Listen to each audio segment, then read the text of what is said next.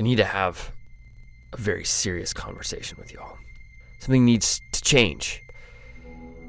You do not scare me. For 13 years, every October, you start sending in these stories. They're supposedly scary, right? It's like, really, you expect the hair on my neck to stand up or to have a tough time going to sleep, or that, they're not looping in my head every time I go out running while I'm putting this show together. Come on. That's never happened. You don't scare me. Seriously. Guy that sent in the story about the mysterious hitchhiker who shares all the details of his life while you're driving on a mountain pass, and then you go to visit his place of work and it turns out he's been dead for months. It's a mistaken identity, clearly. Or the one from 10 years ago when the forest crew found the freshly dug grave, and the next day there were 2 freshly dug graves. Like, come on. That's just somebody getting topsoil for their garden way out in the backcountry. Right? I mean, how is that scary? Come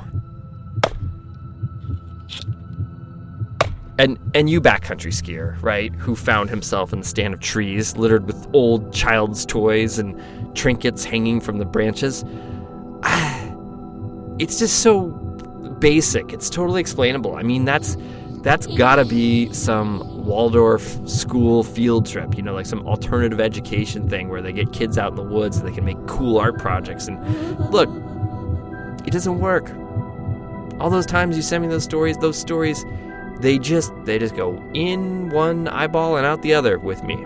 I don't ever think about your stories when I'm riding my local trail at 4:30 a.m. on a cold November morning, and I almost run straight into an elderly man with no headlamp who just looked at me and kept walking. I mean, not weird.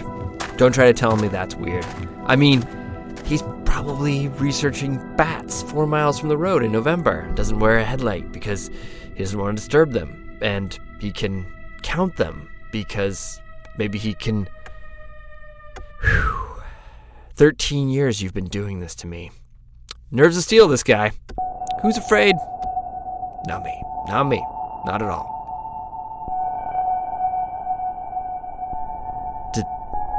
Did the lights just go out? Becca? Look, it's Becca! Today, we present our annual edition of Tales of Terror. We have 3 stories for you, and I will not lie. The terror is going to steadily mount. We have... Hang on. No. I'm not even going to tell you. That's right. Take that, listener. Whew. You have no idea what is about to happen. But that nagging dread, that feeling of terrible horror you're starting to feel, it's all too real. Welcome to the Dirtbag Diaries. I'm Fitzco Hall. Be afraid. Be very afraid.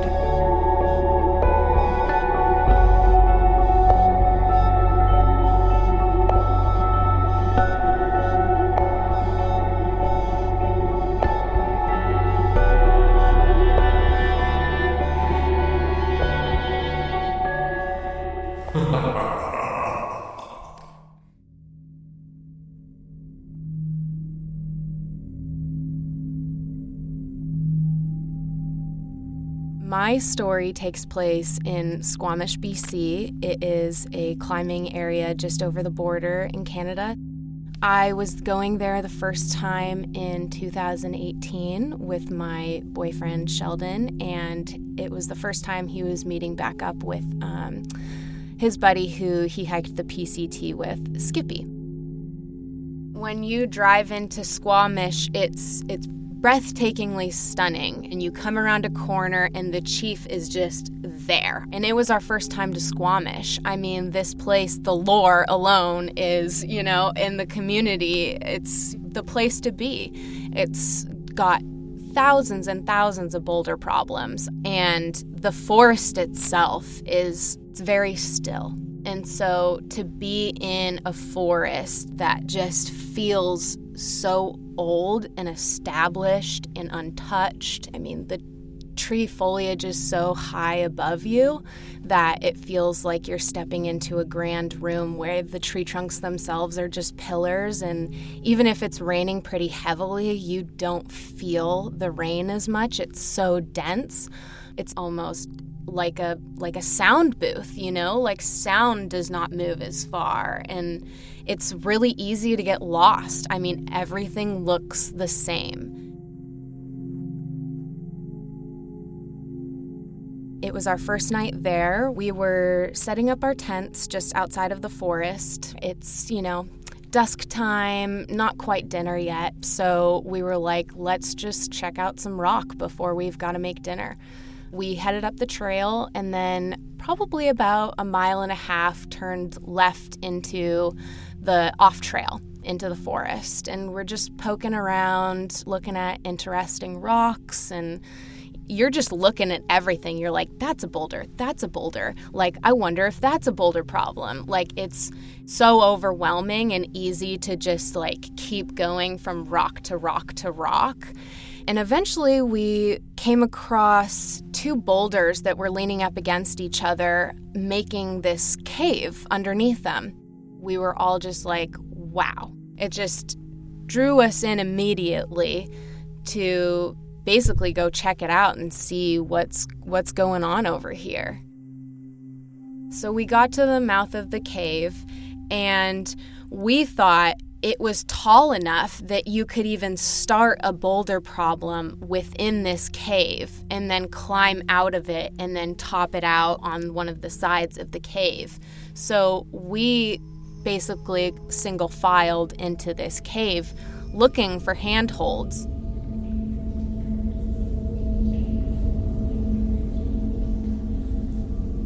And we didn't have any headlights, any flashlights, anything like that. There's enough light to see what we're seeing when we're outside of it. And we're checking out the side thinking, oh, this is a cool rock, look at these holds and all that stuff. And once we got back into it, probably about 10 feet, that's when, the light starts to get dimmer, we're not able to see, and that's when we're like, wow, this is kind of deep too.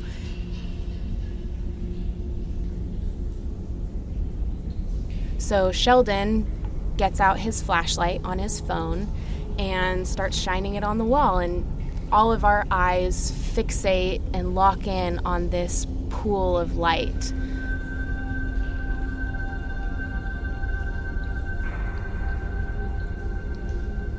We're probably about a foot or 2 away from the back of the cave at this point, and our eyes are fixated on this window of light that slowly pans to the back of the cave.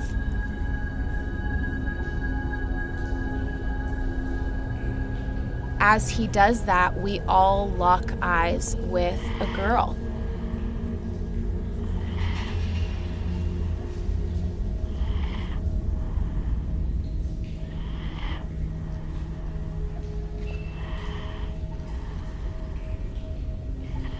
White dress, white skin, white hair. Just sitting there with her knees up to her chest and her arms around her knees, staring at us.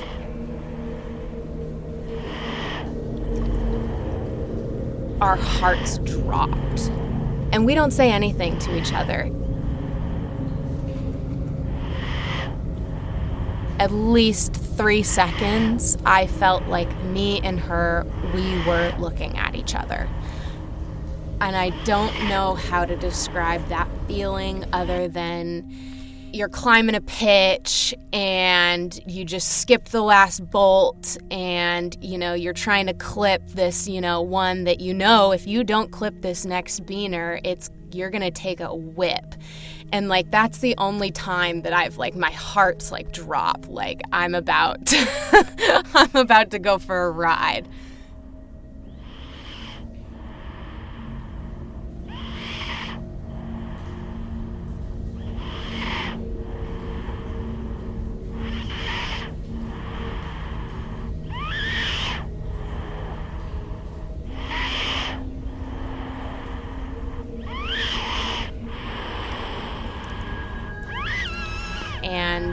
Before I know it, the light is gone.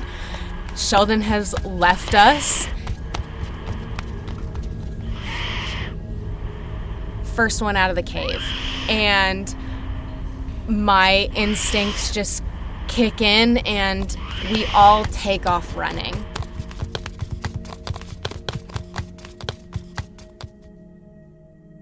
We beeline it back to camp as fast as we can, sprinting through the Squamish forest. I'm sure families are coming down off of the Chief from their lovely, evening hikes.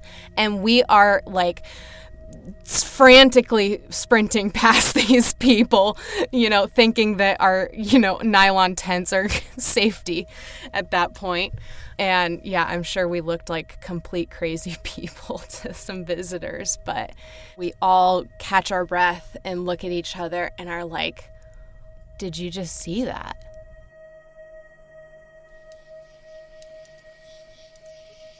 As we're sitting back at camp, eating our dinner, talking about this wild experience, we're trying to think of what this could possibly be and just rationalize it with each other. And, Sheldon is just not one to believe in the paranormals or anything like that. I definitely think I'm more along the lines of someone to maybe believe in something like that as an option, but I took it upon myself to do as much research as possible to see, was this a camper? Was this a climber? Was this, is this something that happens here? Is this, something that could be explained in any which way? But it wasn't warm. This person was there with no materials, no supplies. We even tried to think of, was that a reflective blanket we were looking at or something, like a heat blanket? And no, it was white. It was like bright white and just the most pale skin I have ever seen on a person. The more we dug into it, the less answers we had. We have been back to Squamish a couple of times, but we have never been back to the cave. I would be interested to see if we can find it again. There's a lot of rock out there.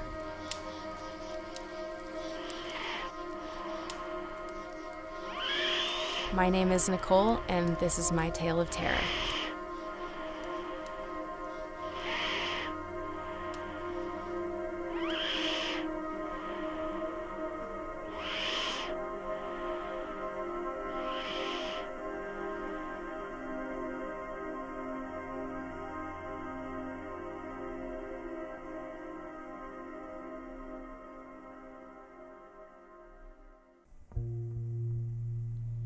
I'm Brooke, and this is my tale of terror.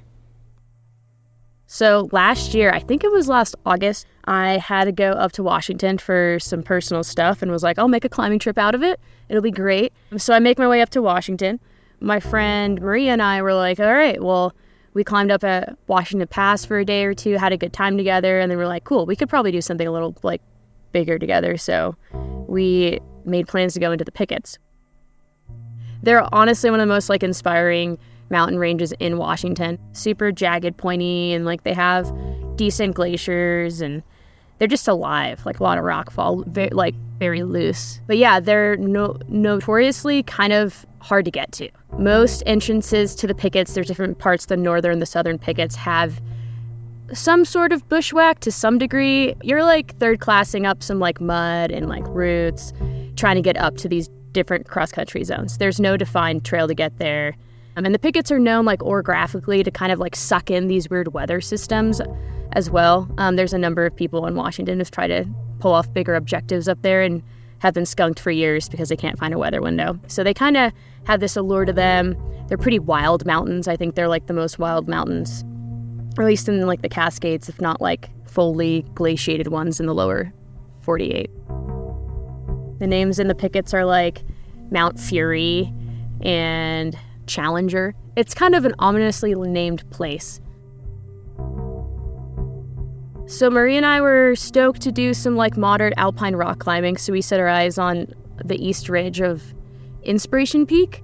We kept pushing our plans back because the weather was saying it'd be sunny in 2 days, and then it was like pushed back another day, and then we finally got a window. We were like, sweet, if we hike in with all of the gear, camp, climb in the morning, hike out, it'll be fine. So we were planning to spend one night at a cross-country camping zone called Terror Basin, and then do the approach across the glacier and climb the ridge and then come back down. We went to the Marble Mount ranger station and we asked about a permit, get the lowdown, and they're like, there's a bear that's been out there. We're like, we'll be fine, it's fine, we'll use a bear can, whatever. And then we get to the parking lot and there's like maybe 2 other cars there, and we're getting stoked to pack, like we're like trying to pack up the final bits of the group gear, and it just kind of feels like there's, even though like the forecast initially said that it was going to be sunny that day and sunny the next day, now it's saying it's going to be cloudy with a slight chance of rain that day, but sunny for sure the next day. And we're like, well, we might be going on like a skunk mission, but like we're just going to go anyways. And so we're like packing up, and just like these clouds are kind of threatening, and it just felt a little like, I don't know, like unsettling. And Marie and I are tight, she's awesome, but I don't think, like we hadn't gone on like a big objective like together, like we had skied some stuff. So yeah, I think we both like didn't really acknowledge too much about it other than like, oh, this feels a little eerie, but like we were like, there's no reason to feel anything other than stoke. And yeah, we started the hike in, and it was a mix of like it was like the cascade. Is it misting? Is it raining? Am I just this sweaty? So we were completely drenched by the time that we started the climb up towards like Terror Basin.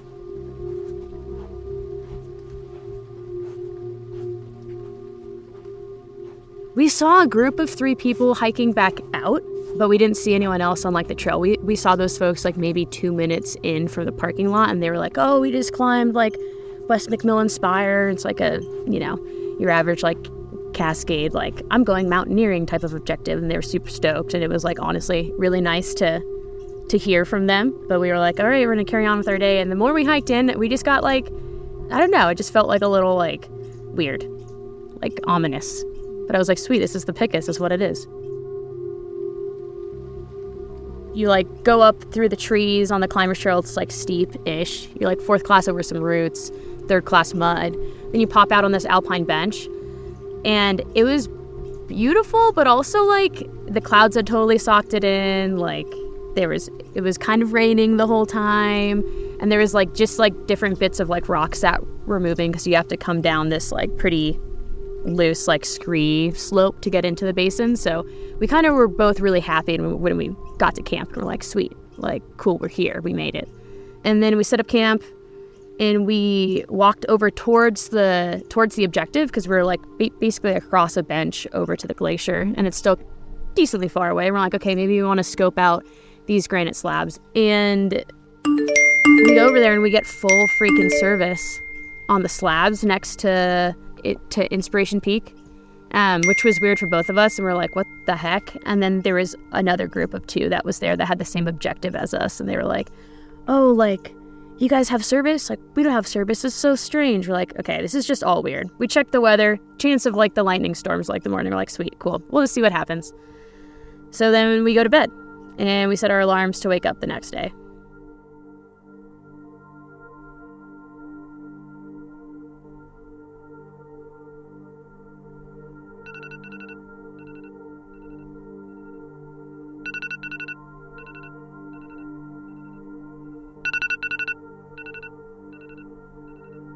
Day 2, we wake up. I didn't sleep super well, but that's not anything strange.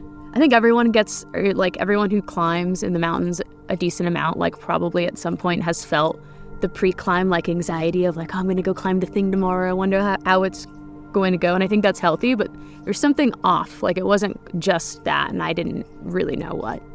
And we like look over there, and there's clouds, and they look like thunderclouds. Maria was like, what if we just went on a walk? And I was like, I just like see there's a thunderhead like directly over the mountain that we're aiming to go climb, and it totally could have passed. But I was the one who was like, you know what?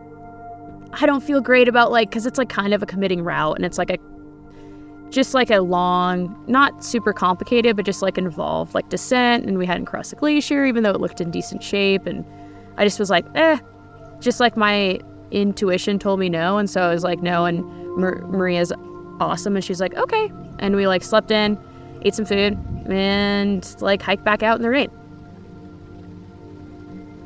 It didn't like storm on us, but I can't speak for my partner, but for me, I definitely felt just a little like unsettled hiking out of the mountains and down the path that we went. Maybe I felt unsettled because I hate bailing. Who doesn't hate bailing? But also, I just felt like, I don't know, the mountains were like saying no. And just if you've ever seen the skyline of the Pickets, pretty imposing, and like, I don't know, they have a lot of character, but also instills like a healthy amount of like, I respect you, and like you're saying no right now, and so I'm gonna give myself wider margins later.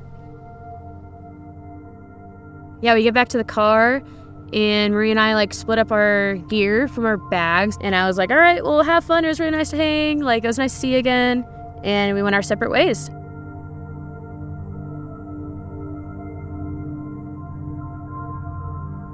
And then I went up to Washington Pass for a couple days, and I come back down into service after climbing up there with my friend Hannah and I had voicemail, and I hate voicemail and I never check it, but that also led to me having a full voicemail box. So I was like, fine, I'll listen to this. Like, who called me and left me a voicemail? And it was a message from a law enforcement ranger based out of the North Cascades. The law enforcement ranger was asking if I had seen anyone that fit, like a young male that was hiking out.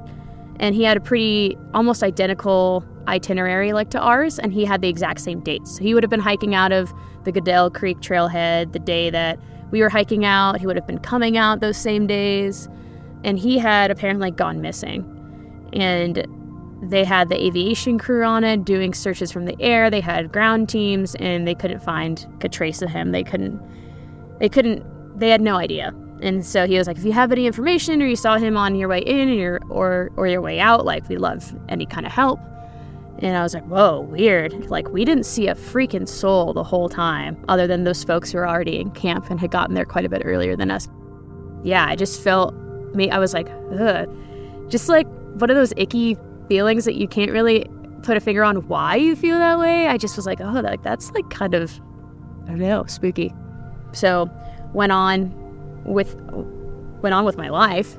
Talked to Maria maybe a few days afterwards, and she was like, oh, like they had called me too, but she was in service when they called, and she's like, yeah, like so weird, like so strange. And I was like, oh God, is that what was going on when I was out there? Like, where was this guy? Where is this guy? It just like the North Cascades, I feel like, has swallowed up more than a couple of people. And it's so wet and moist and like just poof into thin air.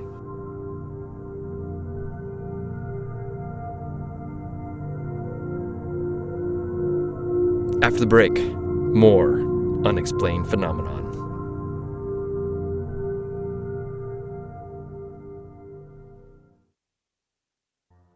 Hey everyone, it is that time of year. We need your shorts, your stories, because you power this show. We hear from so many of you that one day you're going to submit your short and send it to us at the Diaries. Guess what?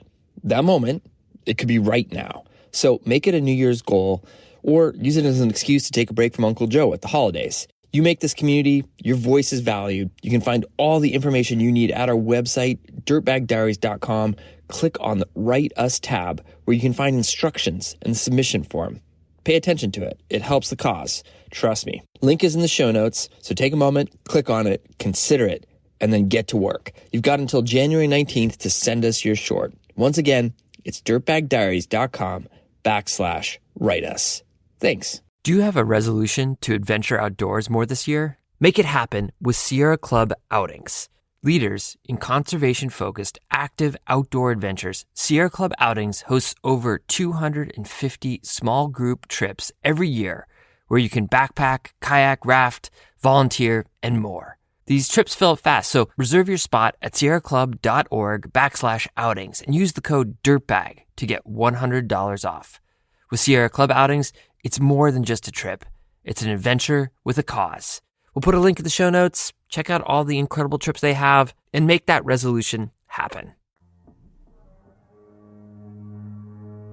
I'm Michael, and this is my tale of terror. So in March of this year, I was running the Home Quarry 40 miler, which is a pretty cool race that happens every year. That's in the George Washington National Forest. It's very beautiful, some really good ridge traversing. And as part of trying to make ultra running, which is a completely selfish pursuit, more family oriented, I've tried to drag my family along. So on this occasion, we'd rented a cabin somewhere on the race area, down one of the sort of the darker hollows, it turns out. And getting a family of 2 kids and my wife and the dog in the car and traveling a couple hours west of Washington, D.C., where we live, is always fun. We'd arrived, we'd unpacked. It was in the middle of a sort of rainstorm because right before you do an ultra, it's got to rain a lot to make sure it's nice and muddy for you. And it was a really nice cold rain in March, and so it's just on this tarmac road. It's a little cabin, very tight quarters, but quite lovely. The kids were arguing over who got the top bunk and the bottom bunk. We'd made dinner. We'd got everybody sort of semi-settled down. In the back of my mind, I'm a little bit nervous because we've got, I got to wake up 4:30 to make sure I'm there for the start of the race and check in the next morning. So trying to get everybody into a rhythm, into a little bit of peace. I get everybody down. I take the dog out for a walk. So I've got a German Shepherd Husky mix, which is, a medium-sized dog. Usually not afraid of very much. But as soon as we open the door, it's sort of raining and it's dark. And if you're like me and you live in a city but you recreate out in the woods, you forget that there's urban darkness and then there's non-urban darkness.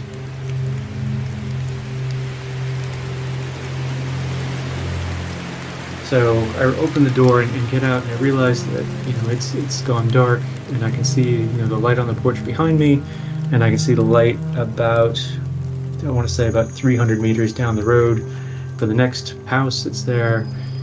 And I sort of make a decision of like, I don't really need to go back and get my head torch. I don't want to use the batteries in case it runs out for tomorrow. So I'll just walk down this road. I'm not gonna get lost. I'm not gonna fall in a ditch. This will be really easy. So dog and I start walking. There's trees on the right hand side that goes up on a hill, on a slope, and then it drops away on the left hand side into the stream. So you can hear the stream noises, you can hear the water dripping from the trees, you can hear it's still raining a little bit, so, but it's really quiet.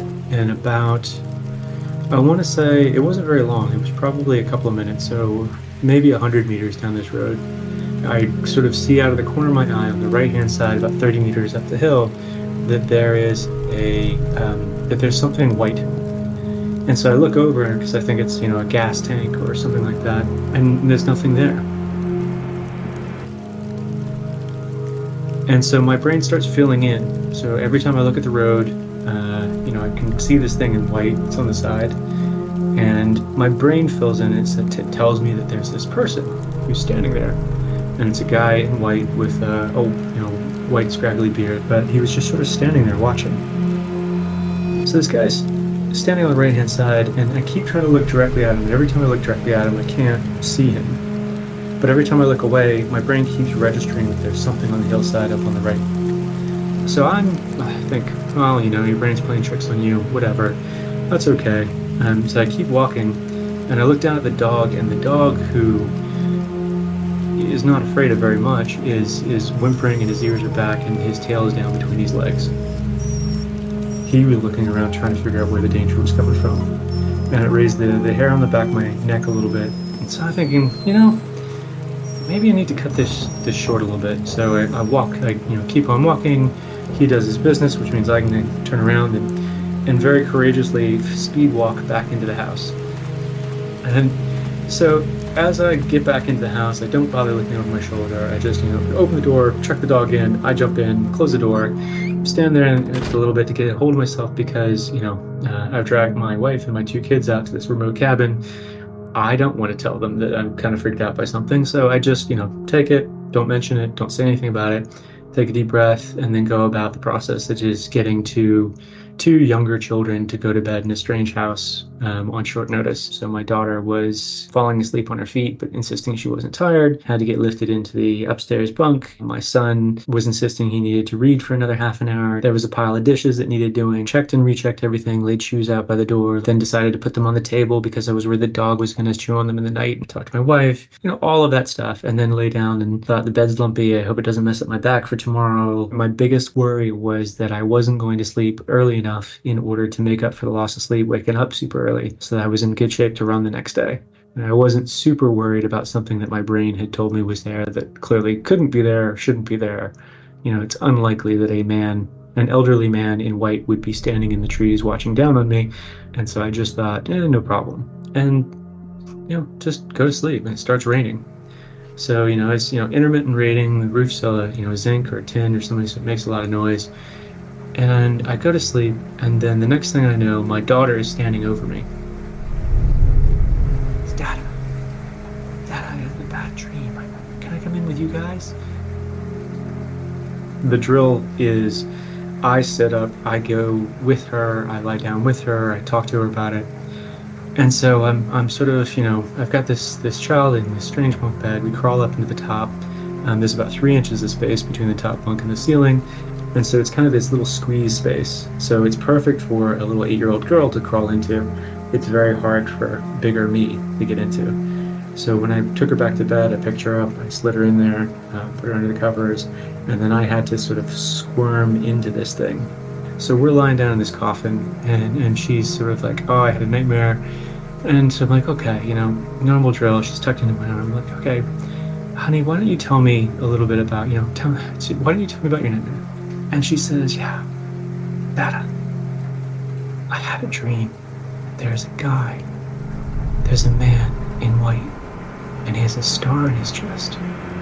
And he's standing outside the door because he wants to kill you. And I immediately am completely and utterly wide awake. And so I go, well, honey, don't worry, it's just a dream. And so I sort of sit there thinking about how soon can I get out of this bed, because I'm going to go and I'm going to thing up. You do not invade my daughter's dreams. This is not okay. So I'm sort of laying there very quietly doing my important dad thing and not alarming anybody else. And then so she goes to sleep. I slide out of the bed, make sure that she's not waking up. I look around the house to make sure everybody's asleep and quiet. And then I go into the kitchen and I open the salt shaker, get salt in my left hand, and get the biggest knife out of the butcher block in my right hand, turn the doorknob, and step out into the rain and the darkness. And I'm just sort of sitting there under the awning, and the sound of the rain hitting the thing, saying, okay, come on, let's do this. If this is what you want, let's go.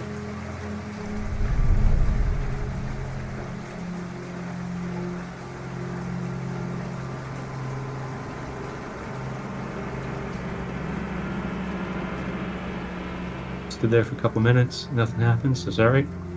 Closed the door, locked it, went back, laid down. And I went to sleep in another 2 or 3 minutes. But all night, something was banging on the roof trying to get in. And so when I woke up in the morning, I said, my wife's like, hey, did you hear that? All night, something was like scratching on the roof, and something was banging on the roof and scratching on the doors, and like, you didn't hear that at all? And I was like, no, absolutely not. And got up and went and ran my 40 miles and came back and absolutely never mentioned it to anybody.